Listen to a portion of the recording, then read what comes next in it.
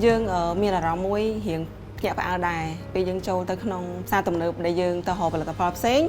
hay dương ở cắt thang miền bậc hết tây sờ điện dương rồi có thấy để phân biệt đôi thấy tắc sạp dương nâng miền trà cho nó lên tim xa bọc xa tầm nửa đây bậc hết chỉ thấy nón châu tì đời xa ta sọc máy dương sờ bố thấy nói pha bị thòng triệt và hai chị miền ở các nam muối dương ác vô ban đôi kế rồi còn lọ trên kề còn mà ra thế nẹp làมันทับลัดไตรลัดไอ้กระดอยก็น่าลัดบานให้เราออติซ่านั่นคือพอลบะให้เติมมันโดยเต้มันทลบมีตำแหน่งตำแหน่งจมูกไก่สกอรู้ยังอดได้ดังทาไตรนึงเธอติงมาลุตีซานหรอเบียบได้กี่ลุโดขนมว่าไงนึงไทยนึงแบบเพศไม่ได้ไตรนึงตีซายังแต่ตัวเดียวบานหอยไตรยังแต่ประโมติงนึงสระนึงกอลกี่เติมตำแหน่งตำแหน่งบุ้ยกี่นึงมันสรุปได้នៅពេលដែលខ្ញុំចាប់ផ្ដើមអាជីវកម្មនេះដំបូងខ្ញុំអត់បានស្គាល់ដៃគូសហការអ្នកចិញ្ចឹមឬក៏ភ្ញៀវដែលទិញយកទៅលក់បន្តទេខ្ញុំកែច្នៃបែបប្រពៃណីពីមុនដែលយើងអត់ទាន់មានសូឡាដងយើងជួបឧបសគ្គជាច្រើនយើងហាថ្ងៃយើងពឹងនឹងថ្ងៃបើសិនជាមេឃមានបញ្ហាអាកាសធាតុអត់អំណោយផលអញ្ចឹងផលិតផលរបស់យើងវាអត់មានដំណើរការអត់មានអ្វីភពគង់ឲ្យអតិថិជនទេហេតុអីក៏វារាំងកន្លែងណាមួយបានជាយើងអត់អាចនាំផលិតផលនឹងចូលផ្សារទៅនឹងបាន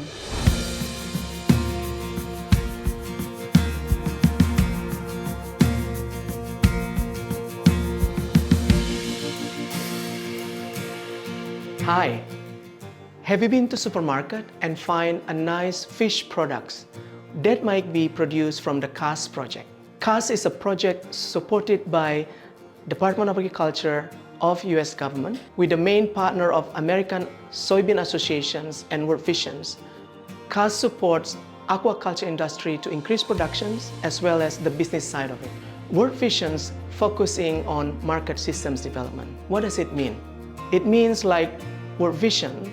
support over 300 small and medium enterprises, farmers working in aquaculture. Cambodian fish farmers are aiming to get certification as good aquaculture practitioners. That is to say, farmers who practice good aquaculture, as established by the royal government and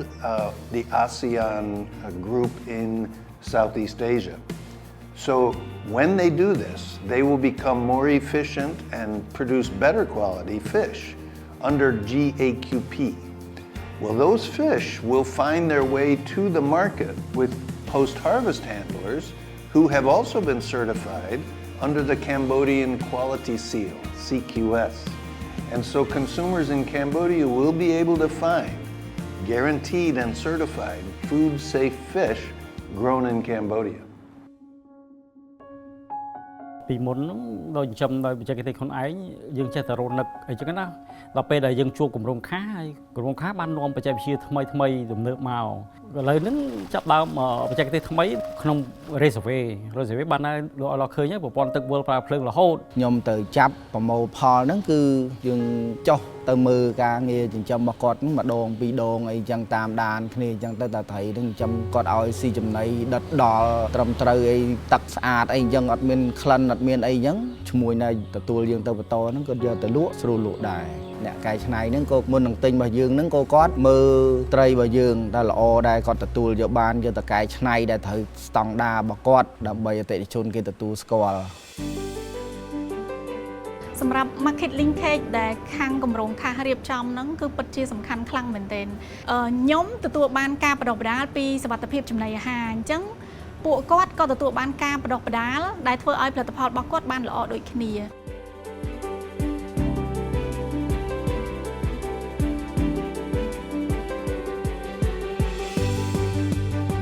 ពេលយើងទៅឡើងសូឡាដងជាមួយនឹងគម្រោងខាសដែលយើងសហការគ្នាយើងមានបរិភាគ40និង60ការលក់របស់យើងវាកើនយើងបានរកប្រាក់ចំណូលបានច្រើនជាងមុនបណ្ដុលដែលយើងខ្ចីពី fund គេមកយើងដោះស្រាយបានរយៈពេល18ខែនៅក្នុងហ្នឹងអញ្ចឹងយើងវាចប់ទៅនឹងអញ្ចឹងថាសូឡាដងហ្នឹងទាក់ទាញអតិថិជនរបស់យើងមកជួយទិញត្រីយើងផងហើយឲ្យផលិតផលយើងមានគុណភាពនិងស្តង់ដារអនាម័យផងគម្រោងខាសដែលអនុវត្តដោយអង្គការទស្សនពិភពលោកបានជួយខ្ញុំទៅលើម៉ាស៊ីនសម្ងួតត្រីជួយរហូតដល់6គ្រឿងដែលម៉ាស៊ីនមួយគ្រឿងយើងអាចសម្ងួតបានរហូតដល់ពី20ទៅ25គីឡូ ក្នុងមួយពេលហើយគម្រោងក៏បានជួយទៅលើទូទឹកកកសម្រាប់តាំងផលិតផលសម្រាប់របស់យើងឲ្យកាន់តែមានភាពតាក់ទាញជាងមុន ឧបករណ៍ទាំងអស់ណាប្រព័ន្ធ Reserve ហ្នឹងបានគម្រោងបានជួយយើងជាមួយគ្នាបានបរិភាពមួយគ្នា ខាងគម្រោងខាសផ្ដល់ជាជំនួយឲ្យខ្ញុំបាទនៅទឹកប្រាក់ចំនួន60-40% ដែលបានជួយសាងសង់ឃ្លាំង ដំណោះស្រាយរបស់យើងដែលជួបបញ្ហាពីមុនដែលទាក់ព័ន្ធជាមួយនឹងការហាលត្រីបែបបុរាណហើយយើងផ្លាស់ប្ដូរមកសូឡាដូងជាដំណោះស្រាយមួយដែលយើងផុតមួយហើយក្នុងអំឡុងហ្នឹងយើងជួបបញ្ហាមួយទៀតទាក់ទងជាមួយនឹងអគ្គិសនីភ្លើងយើងតម្លៃឡើងខ្ពស់អញ្ចឹងការថ្លៃដើមរបស់យើងនៅតម្លៃថ្លៃអញ្ចឹងក៏យើងបានសហការជាមួយនឹងគម្រោងខាសដាក់ Solar Power ដើម្បីគប់គង់លើសិប្បកម្មរបស់យើងដើម្បីកាត់បន្ថយថ្លៃដើម ប្រព័ន្ធ Reserve ឧបករណ៍វាប្រើភ្លើងរហូតពេលដែលយើងប្រើប្រព័ន្ធ Solar នេះហើយយើងបានកាត់ថ្លៃរំលោះយើងដែរហើយកាត់បន្ថយការចំណាយរបស់យើងវាបានចន្លោះ 20-30% ដែរ តាមរយៈការអនុវត្តកន្លងមកយើងឃើញថាសមាគមបានអនុវត្តការងារជាច្រើនតាមរយៈការសហការហើយនឹងការគ្រប់គ្រងពីដៃគូពាក់ព័ន្ធជាពិសេសគឺគម្រោងបើសិនជាយើងនៅមានឱកាសទទួលបានការគ្រប់គ្រងពីគម្រោងខាសបន្តទៀតវាជារឿងល្អមែនទែនដោយសារតែសមាគមនឹងមានលទ្ធភាពពង្រឹងហើយនឹងពន្លឿនសកម្មភាពការងាររបស់ខ្លួនឲ្យកាន់តែរីកចម្រើនហើយនឹងងាយស្រួលក្នុងការជួយដល់សមាជិករបស់យើងដោយសារតែសប្តាហ៍ថ្ងៃពេលបិទយើងអាចបរិងបច្ចេកទេសយើងបានមួយចំនួនប៉ុន្តែដោយសារតែ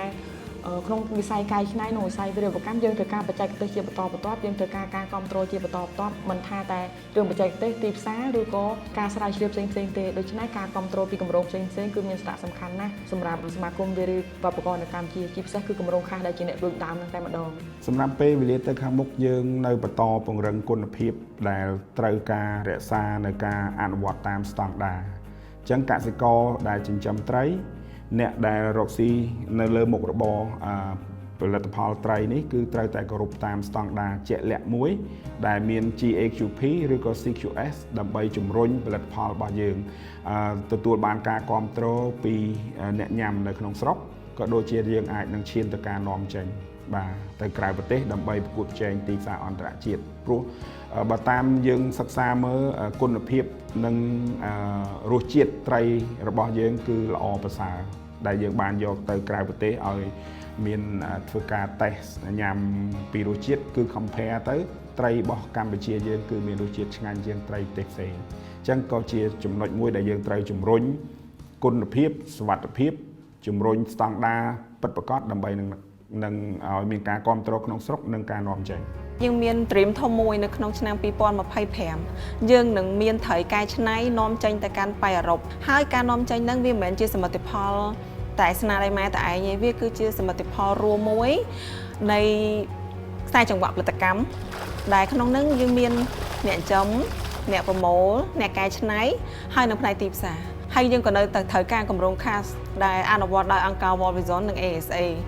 ដែលគាត់ផ្ដល់ជាបច្ចេកទេសលើកទឹកចិត្តត្រួសត្រាយផ្លូវក្នុងការឲ្យយើងនាំផលិតផលហ្នឹងចេញទៅផ្នែកអឺរ៉ុបបានហើយយើងក៏អត់ភ្លេចដែររាជរដ្ឋាភិបាលដែលគាត់ជាអាណាព្យាបាលចំជាពិសេសអាជ្ញាធរហើយនិងរដ្ឋបាលជលផលដែលគាត់តែងតែលើកទឹកចិត្តជំរុញឲ្យវិស័យវិរិយវប្បកម្មនេះនាំចេញទៅហើយមានវិសាលភាពធំមែនទែនអរគុណ យើងរួមគ្នាយើងរៀនជាមួយគ្នាយើងប្រឹងទាំងអស់គ្នាយើងសហការគ្នាយើងធ្វើបាន